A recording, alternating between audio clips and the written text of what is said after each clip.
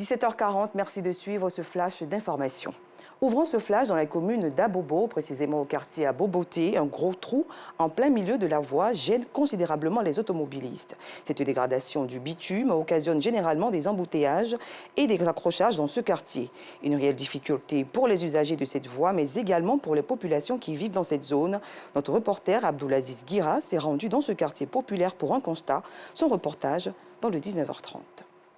Intéressons-nous à présent au diabète, cette maladie chronique qui fait des victimes. Les chiffres le démontrent. En 2015, l'Organisation mondiale de la santé a estimé à 1,6 million le nombre de personnes décédées du diabète, des chiffres alarmants pour les associations et organisations luttant contre cette pathologie.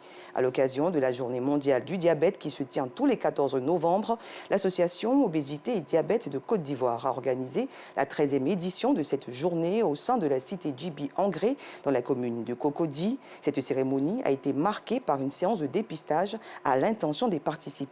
Le reportage complet de nos équipes dans la grande édition.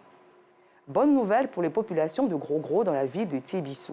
Après avoir reçu les clés d'un centre de santé le 20 mars dernier, les populations de cette localité bénéficient aujourd'hui d'une ambulance médicalisée.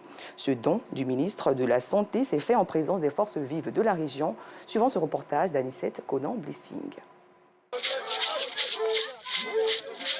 La date du 13 novembre restera à jamais gravée dans la mémoire des populations du village du Gros-Gros, sous-préfecture de Molonou, commune de Tiébissou, dans la région du Bélier. Ils disposent désormais d'une ambulance médicalisée, au grand bonheur du corps médical offert par le ministère de tutelle. La présence d'une ambulance dans un secteur de santé est vraiment primordiale. Primordiale dans le sens qu'elle évite à nos parents de subir plusieurs conséquences. Et la plus grave des conséquences, c'est le décès. Cette ambulance vient soulager les populations qui ont exprimé toute leur gratitude aux généreux donateurs.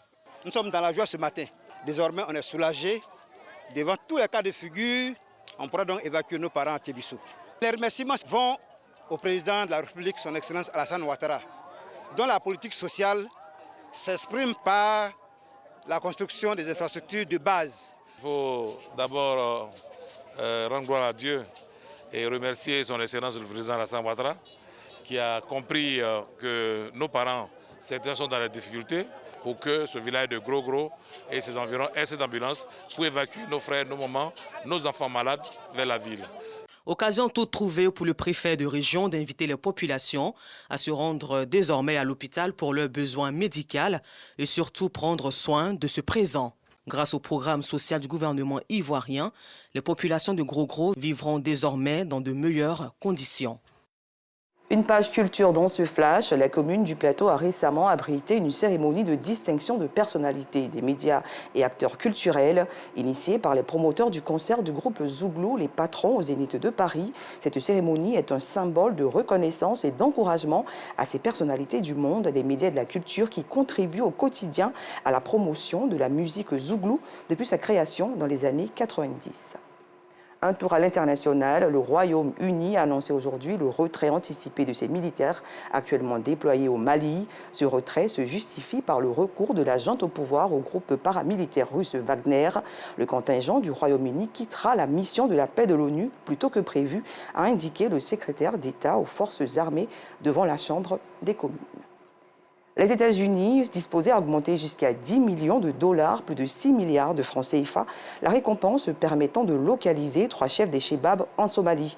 L'annonce a été faite aujourd'hui et rappelons que la Somalie est le théâtre d'une sanglante recrudescence d'attaques du groupe islamique radical ces dernières semaines. L'ambassade américaine précise que cette récompense s'applique également à toute information conduisant à la perturbation des mécanismes financiers des Chebab. Signalons que c'est la première fois que le département d'État américain offre une récompense pour des informations sur les réseaux financiers d'Al-Shabaab. Fin de ce flash, je vous donne rendez-vous à 19h30.